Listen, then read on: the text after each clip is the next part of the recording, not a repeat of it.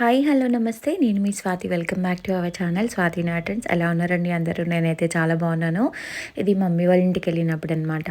మనమైతే సిటీలో అన్ని మార్కెట్లో తెచ్చుకుంటాం వెజిటబుల్స్, బట్ కాకపోతే విలేజ్లో ఏంటంటే మంచిగా ఇంట్లోనే అన్ని కూరగాయ చెట్లు ఎంచుకుంటారనమాట. సో ఇవన్నీ కూడా మా ఇంట్లో పండిన కూరగాయలు, అస్సలు ఏవి ఎలాంటి మందులు కూడా వేయలేదండి మా మమ్మీ వాళ్ళు. మంచిగా మా మమ్మీ, మా డాడీ, మా నానమ్మ వీళ్ళకి అంటే ఎనఫ్ అనమాట ఈ కూరగాయలు. ఇంకా బయట కొనడానికి కూడా లేదు. ఏవో ఆకుకూరలు అట్లాంటివి తీసుకుంటారు వాళ్ళు.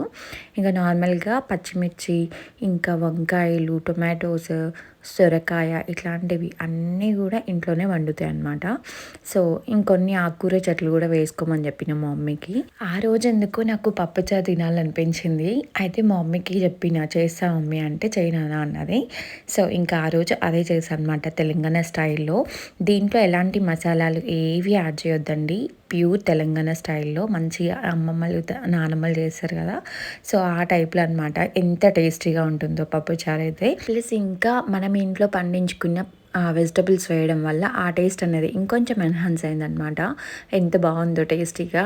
దాంతోపాటు పక్కన చిప్స్ కూడా పెట్టుకుని తినేసాము. సో బిఫోర్ మ్యారేజ్ అయితే మా ఇంట్లో నాకు చెట్లు పెంచుకోవడం చాలా ఇష్టం ఉంటుండే. నా ఇంటర్ నుంచి నా బీఫార్మసీ మొత్తం కంప్లీట్ అయిపోయేంత వరకు మా ఇంట్లో ఎన్ని రకాల చెట్లు ఉంటుండేనో. వెనుక సైడ్ మొత్తం అంతా మంచిగా మట్టి చేపించేసి, మొత్తం మట్టి తోలిపించేసి దాంట్లోనే పాలకూర, బచ్చల కూర, ఇంకా టొమాటోస్, పచ్చిమిర్చి, బెండకాయ, గోకరకాయలు అన్నీ పెడుతుండే. మా మమ్మీ అయితే మంచిగా బచ్చల కూర చెట్టుకి పెద్ద పందిరి కూడా వేస్తుండే అనమాట. ఎంత బాగుంటుండేనో అసలు. చాలా వరకు మా ఇంట్లో ఎక్స్ట్రా కూరగాయలు ఉంటే వదిన వాళ్ళకి, పిన్ని వాళ్ళకి ఇస్తుండే అనమాట.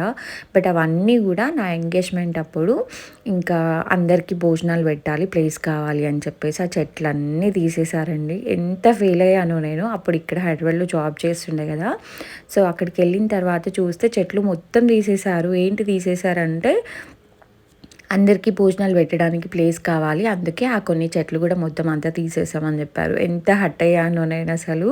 ఎందుకంటే నేను ఎంతో ఇష్టంగా పెంచుకున్న గులాబీ మొక్కలు, మల్లె మొక్కలు, ఇంకా నందివర్ధనం, చుక్క మల్లె చెట్లు ఇవన్నీ పెంచుకున్నానండి నేనైతే. అవన్నీ తీసేశారు అసలు.